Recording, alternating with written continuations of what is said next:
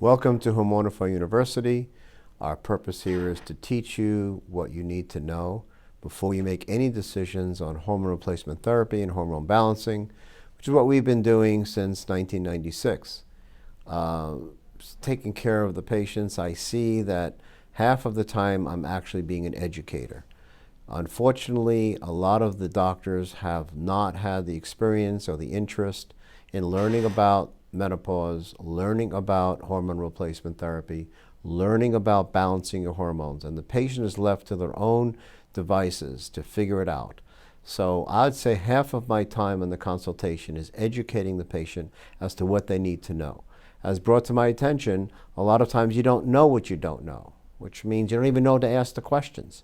And unfortunately, the history of treating women in menopause has been very dark and dreary. For years, women have been misdiagnosed with psychological illnesses, with illnesses related to the urogenital tract that is indeed hormone related and treated surgically. All of these things have to come to pass. So we're going to try to review in a little more in-depth style to help you make the proper decision before you decide to come to us or to anyone. So let's start with the history of menopause. So menopause is a word that we really don't know what it means because it just means the cessation of cycles for 1 year. Why? Because in the 1850s, when the term started to be used, doctors were not allowed to touch their female patients. In fact, midwifery was really females only. Doctors were not allowed to do pelvic exams and not even handle obstetrical issues. So midwives came into play, filled the void, and also the midwives were the ones who were developing the concoctions utilized to treat menopause, which were herbal in origin, were purely natural. However, the skill of identifying how much of what herb to go into the formulation was by eye, which means they looked at it in the light, they see the thickness, the thinness, the light, the dark colors. They were able to determine by experience whether or not the dosage was correct. Needless to say, it was kind of an estimation, but that skill, that art is gone. It was passed on to mother to daughter, and that is now gone. So luckily now we have, even though our hormones are plant-based, we have the advantage of computer technology down to the 100th of a milligram of all 4 groups of sex hormones that we utilize in our program. So we've come quite a long way in 150 years. Most doctors don't know that we can specify the dosaging to your need down to the 100th of a milligram. They still are caught up into the pharmaceutical-driven marketing plan that you have 100 milligrams or 200 milligrams, take your choice. That's it, because that is the way patents are given. They are a specific dosaging, but in hormone-related events, it is impossible to treat with those only 1 or 2 options. We've learned through insulin-derived therapy that insulin pumps, which gives up to 100th of a milligram of the insulin related to diabetes, is essential in the management of diabetes, and that same philosophy, that same theory should be applied to the sex hormones that we utilize in Hormonify. Getting back to the 1850s. So a doctor did not have the ability to do laboratory tests, did not even know what questions to ask a woman. He was asked, well, did your period stop? Yes. Therefore, you're in menopause, go see the midwife. That was it. So medicine, even as it went into the 20th century, did not even have therapies for menopause until they started using pregnant mare urine, again in a very, very poorly studied effect. So that was really estrogen as wrongly determining the treatment regimen for menopause therapy. Estrogen is not the main hormone of menopause. Progesterone and testosterone is. So if you look at the therapies that were developed in the 1940s and 50s and 60s for hot flashes, hot flushes, night sweats, and insomnia, yes, it would take those away. But that was only because estrogen can reduce the vasomotor instability symptoms of menopause, but does not deal with the derivative or the origins or the etiology of all the other symptoms associated with menopause. So that evolution of thought from estrogen to progesterone occurred when finally Hormonify and under the Menopause Institute, we determined that indeed it was not estrogen. This was in the 90s, that it was progesterone and testosterone with a little bit of estrogen. So those that are saying that hormones or hormone replacement therapy causes breast cancer is totally false. First of all, estrogen may stimulate existing breast cancer, but it does not cause a breast cancer, which means that the immune system has to not pick up those cells, the target cells are not blown up, and they basically do not do their function to pick it up, because almost every woman will have some breast cancer cells in their breast at any one time. So when you look at the etiology of breast cancer, it is not estrogen or progesterone, but estrogen, especially unopposed estrogen, does stimulate. Progesterone counteracts that effect on the breast. So we know from medical school and from residency in OBGYN that the more pregnancies a woman has, the less breast cancer they develop. Why? Because pregnancy is a progesterone-dominant condition, and the progesterone is in very high levels, and it protects the woman for the rest of their life to some degree for developing breast cancer. We know the value of progesterone from taking the information from pregnancy and applying it to menopause therapy. We also know the value of testosterone. Women come in and say, my doctor says not to give testosterone because it makes me have a beard, and I'm already having some facial hair. And I say, well, first of all, hirsutism, which is an excessive amount of androgens, which testosterone is an androgen, so is DHEA, which is a male-dominant sort of side effect, depends on the dosaging. And a little bit of testosterone we give puts women in a normal female range. The other issue is hirsutism does not include facial hair.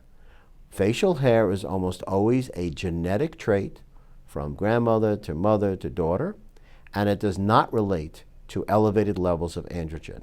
If you look at any male, genetic male, and any genetic female, there are certain areas of the body that genetic females do not have hair. If they develop hair in those areas, then it is considered hirsutism, which then require evaluation of the blood work to establish the levels of male hormones. But that, in my career, after seeing tens of thousands of patients, I've seen that twice. And it's obvious. They have hair on their chest, not just around the nipple. They have hair between their xiphoid process and their pubic symphysis, their umbilicus, and they have hair, thick hair on their forearm. Those areas, you can look at every man and you'll see those three areas that have thick hair, not little fuzzy hair, peach fuzz hair. That is very common in women. It's not a problem. So the fear that doctors put into women, A, breast cancer, B, hirsutism or abnormal hair growth, both myths. The third thing that I'd like to discuss and what we educate patients on, the benefit of proper hormone therapy, and I emphasize the word proper, and balancing the hormones, which is just as important, is the elimination of osteoporosis. Osteoporosis occurs when there's a deficiency of progesterone and or vitamin D as a cofactor and genetic propensity, which means certain women, no matter what, will never develop osteoporosis. Certain women will, no matter what, develop osteoporosis. That's genetic.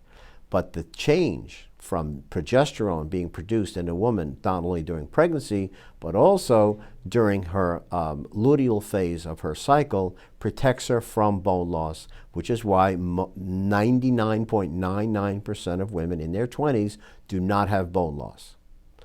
Interestingly enough, studies have shown that if you put a woman on birth control pills, which shuts down the progesterone production, guess what? The incidence of osteoporosis begins to creep its ugly head. So we know all that. One of the side effects or bad things or complications of birth control pills taking it too long is that osteoporosis begins to develop in young, healthy women on birth control pills. So all that put together, we try to address and drill down on how we are in a period now where almost all the information women are getting is incorrect from doctors who do not know about the fundamental basis of why a woman, or the etiology of why a woman develops symptoms of menopause. We use the word menopause because people know what it means, but as discussed, it's really not relevant because a woman can still have bleeding pattern and still be in clinical deficiency of progesterone and testosterone. So let's talk about the symptoms. One group of symptoms that is not discussed very often is the urogenital atrophy, or the change in a woman after seven years on the average of lack of hormones. A woman's vagina and bladder and urethra, which is where you pee through, begins to change. It becomes thin, it becomes tighter, and it develops urinary issues. Also, the vaginal wall support begins to fail, and we see the higher incidence of prolapse. Almost always when I see a patient for a second opinion and they have urogenital atrophic symptoms, they're recommended surgery first off. The hormones are not discussed, and in my hands, I would say 75% of these patients get better to the point where they don't need surgery, because reducing the incidence of hormone deficiency increases the strength of the vaginal wall, the fascia that holds the vagina together and holds the bladder up, and also enables the woman to have intercourse successfully, which also helps keep the vaginal mucosa thicker and more utile. So all of this put together, that area is unfortunately over-surgerized and under-hormonal, because hormones can and does, on a routine basis in our hands, reduce the need for surgery for stress urine incontinence and slight vaginal prolapse.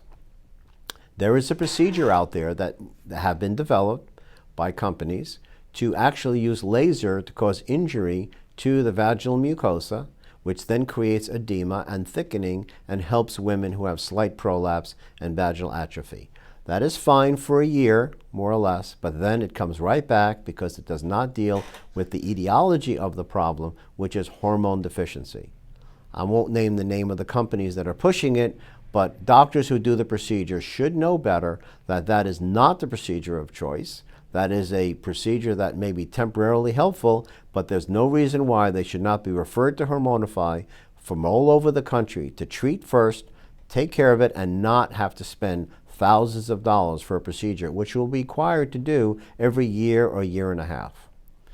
And I think that doctors who are more motivated to do the procedure should be looked at as a problem, especially since we do have the therapy, which is non-invasive and much less costly. Let's look at another group of symptoms, and that is neurological symptoms. We had a YouTube previously talking about that to some degree, but let's drill down on it. In my experience, so many women experience foggy thinking. And in comes the primary doctor who says, oh, the foggy thinking is dementia and is related to your age, and there's nothing we can do about it except take this drug and that drug, and the patient is frightful that they have, of course, Alzheimer's or early stages. 95% of the patients who I see have some degree of foggy thinking. That is a direct relationship to the deficiency of sex hormones, and especially in professional women, doctors, lawyers, judges, CFOs, CEOs of companies. It affects their performance. Fix their hormones, it goes away. There's nothing inherently wrong neurologically. So again, another area that is being over-treated with medication, and they're just treating the symptoms, they're not treating the cause. So let's go to the next one. There's so many areas that we can go to. So let's go to the next one. Let's talk about, for a moment, the issue of sex drive. Sexual desire is two components. In a female, it is the desire to have sexual activity, and the second half is having an available partner. So if someone does not have an available partner, it does not mean that they should have no sex drive.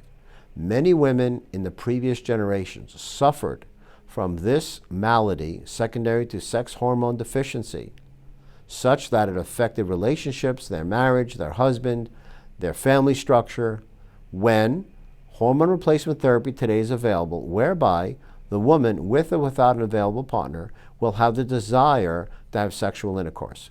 Gone are the days when women are not allowed to have sexual desire. That is gone. Women today do not accept that what their parents accepted, which means that they become non-sexual. And of course, that is something that is strictly related to the ignorance at the time of why a woman would lose her sexual desire. It's not just because they're, quote, getting older.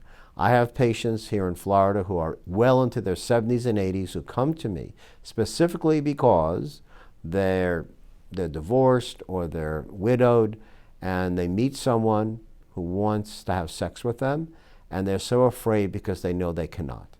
So before they have intercourse with that person, they like the person, they're developing a relationship with them, they want their hormones fixed because they know that without the hormones being fixed, they may not be able to have intercourse. And if they do, it may be so painful it become an unpleasant experience. So again, there are millions of women out there suffering who go through all sorts of lengths to avoid intercourse with a man who they want to have sex with because they're afraid it's going to be a negative experience. You need to come to us. There's no reason to suffer. That is an important aspect as we get older, to have sexual relations with your person who you care for, so that you can go ahead and maintain the intimacy and closeness that has been around since the beginning of time.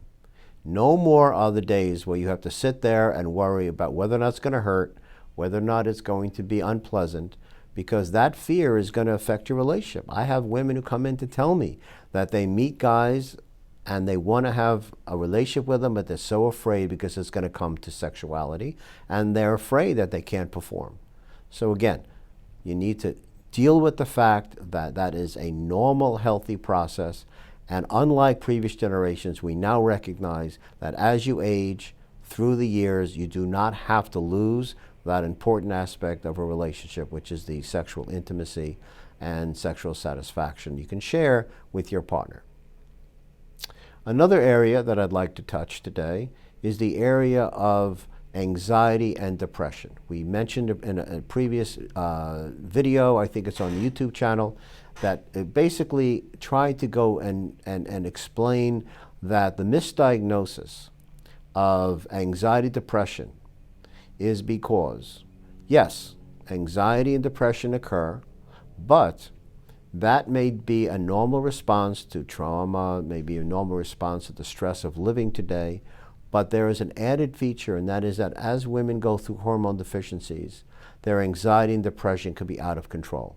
Some of it, I think, is because so many other aspects of their lives are being affected that they begin to manifest symptoms of anxiety, depression, additional to just normal life stresses, and it becomes overwhelming and overbearing. So they go to their family doctor or their gynecologist. They say, I'm really anxious. Within 3 seconds, out comes the prescription pad, and here's an anti-anxiety, and here's an antidepressant, and here's a thought disorder medication, and here's a sleeping pill, and they run out the door, and it's all over. I have patients come to me literally with prescriptions in hand who say, I'm not going to take this. I looked it up. They're horrible. And actually, they're right. Those medications make you droggy. They lower your sex drive additionally. They take away some of your energy and viability. And not only that, they don't take care of the depression and anxiety related to sex hormone deficiencies. So therefore, they end up, usually, if they take it for a short period of time, no better. So they go back to the doctor, say, I'm no better. Then they change the medication. That to me is a little bit crazy, because it doesn't matter how many medications you give if you're treating symptoms. You should treat the cause of the problem. Now, some people do need some additional work with their stress-related issues. Some people need some post-traumatic stress disorder therapy with a psychotherapist, but the vast majority do not. Yes, it's stressful to live in today's society. However, sex hormone deficiency that motivates a woman to come to see me can be treated successfully almost all the time. Very rarely do we need to send her to additional psychotherapy sessions. Another area I want to discuss, and that is the issue of having a hysterectomy and being told that they do not need hormones. I can't tell you how many times I get patients, really from all over the country, who had hysterectomies by their doctor, by their gynecologist, And when they asked about the sex hormones that they're now being removed from surgical menopause, they could be in their 30s. The doctor says, you don't need them. You'll have a short period of time and then you'll get through it. And that's the words that are used. You'll get through it. Or they give them unopposed estrogen, which, as I discussed, increases the incidence of breast cancer.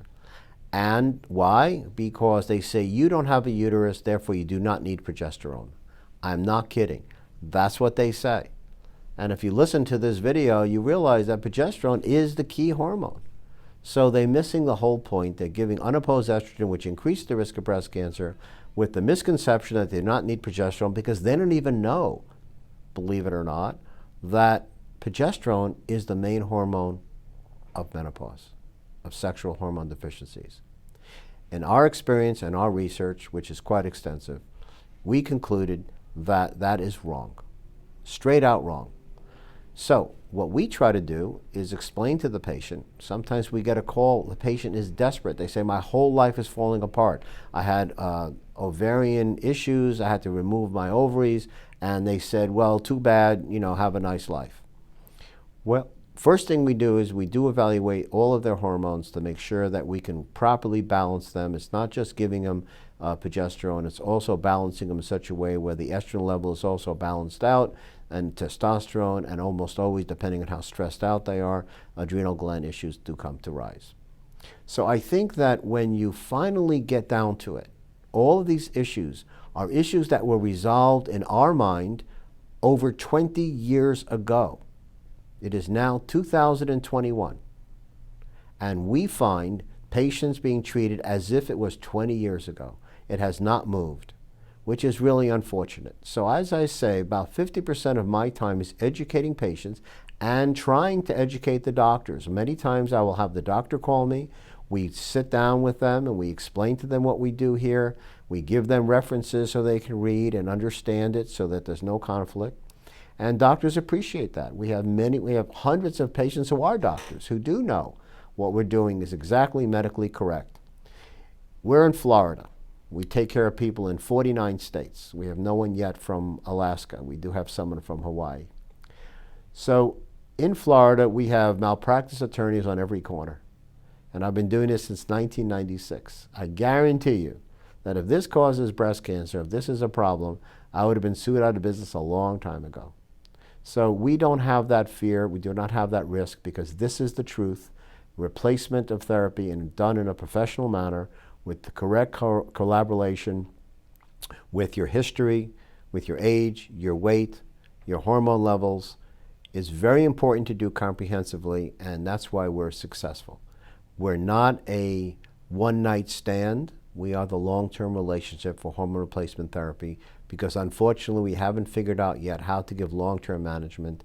We discussed that in another video where we discuss the options available out there, and none of them compare to the efficiency and the benefits of using a transbuccal absorption method, which is called the troche, which works out so superbly and at 1/3 to 1/2 the cost of all other therapies out there. Because this is a long-term commitment. We know that. So we try our best to focus on the education, which is the purpose of this video. So I hope you enjoyed it. I think we're going to have another video out on a weekly basis, so keep tuned, subscribe to our YouTube channel, and have a wonderful and happy New Year. Thank you.